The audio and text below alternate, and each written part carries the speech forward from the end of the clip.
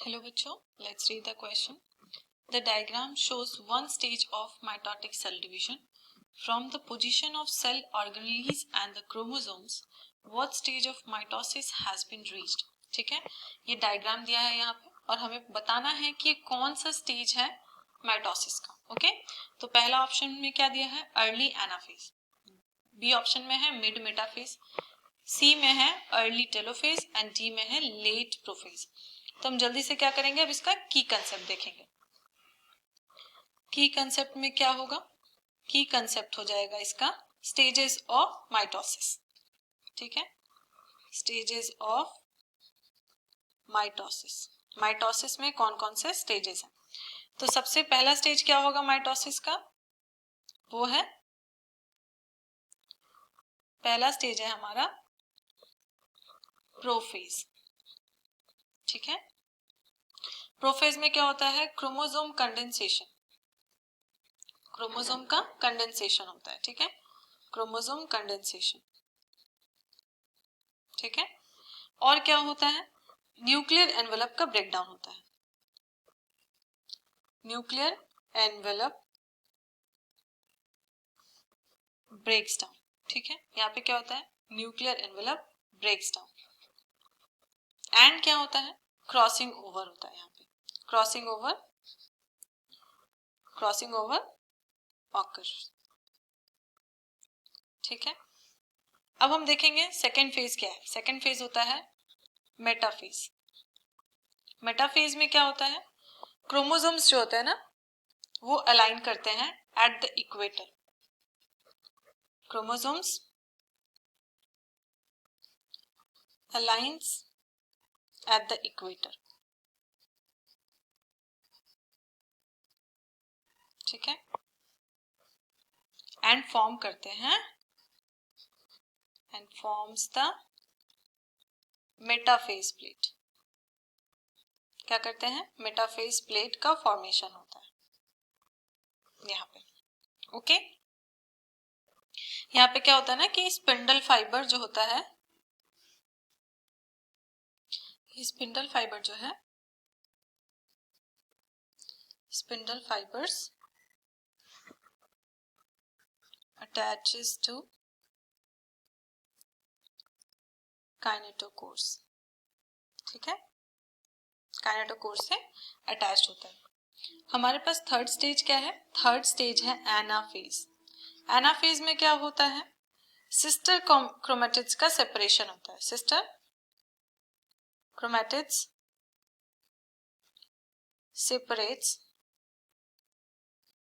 And move कर जाता है अपोजिट पोल्स पे. ठीक है, and moves towards the opposite pole. ठीक है, ऑपोजिट पोल पे मूव कर जाता है. एंड ये क्यों होता है? ऑपोजिट पोल पे मूव करता कैसे है? ड्यू टू शॉर्टनिंग ऑफ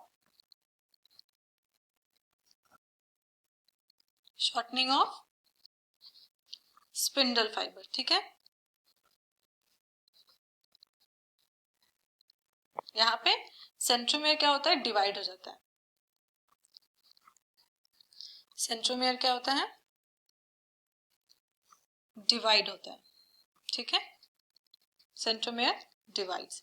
ये सब एनाफेज में होता है. अब हम देखेंगे टेलोफेज में क्या होता है. टेलोफेज में क्या होता है? क्रोमोसोम्स जो होते हैं ना, वो गैदर करते हैं, एक जगह इकट्ठे होते हैं. क्रोमोसोम्स क्या होते हैं? गैदर करते हैं.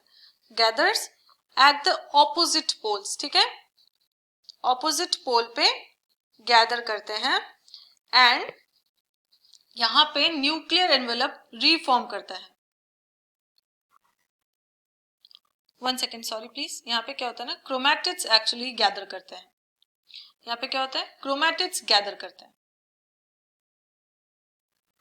ओके, यहाँ पे क्या होता है?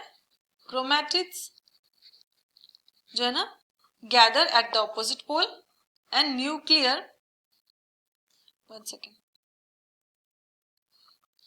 यहाँ पे न्यूक्लियर एनवेलप क्या होता है? रीफॉर्म करता है. Nuclear envelope reforms. ठीक है, और क्या होता है, साइटोकाइनेसिस होता है। साइटोकाइनेसिस क्या होता है, साइटोप्लाज्मिक डिवीजन को हम लोग साइटोकाइनेसिस कहते हैं, ठीक है, साइटोप्लाज्मिक डिवीजन ऑकर्स। क्लियर? तो ये था इसके स्टेजेस। अब हम देखेंगे कि क्वेश्चन में क्या है। क्वेश्चन में है कि ये डायग्राम जो है, ये डायग्राम क्या शो, मतलब कौन सा स्टेज शो कर रहा है माइटोसिस का। तो अर्ली, पहला ऑप्शन में क्या, अर्ली एनाफेज। अगर एनाफेज होता तो एनाफेज का इनिशिएशन ही होता है क्या, क्रोमोसोम के सेपरेशन से, लेकिन यहाँ जो क्रोमोसोम्स है वो सेपरेट नहीं हुआ है, ठीक है, ओके। तो ये वाला ऑप्शन नहीं होगा। ऑप्शन बी क्या है, मिड मेटाफेज।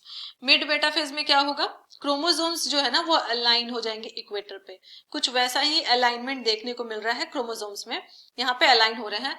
ये क्या हो रहा है, स्पिंडल फाइबर क्रोमोसोम से, क्रोमोसोम्स में जो काइनेटोकोर्स होते हैं उससे अटैच्ड है, ये इनके साथ अटैच्ड है, ओके। तो ये वाला क्या है, मिड मेटाफेज, यहाँ पे ट्रू आंसर है। अर्ली टेलोफेज नहीं हो सकता, ओके, क्योंकि अर्ली टेलोफेज में क्या होगा, वो एनाफेज के बाद आता है, यहाँ पे सेपरेशन हो जाएगा, यहाँ पे साइटोप्लाज्मिक डिवीजन हो जाएगा, तो ये वाला फेज भी नहीं होगा।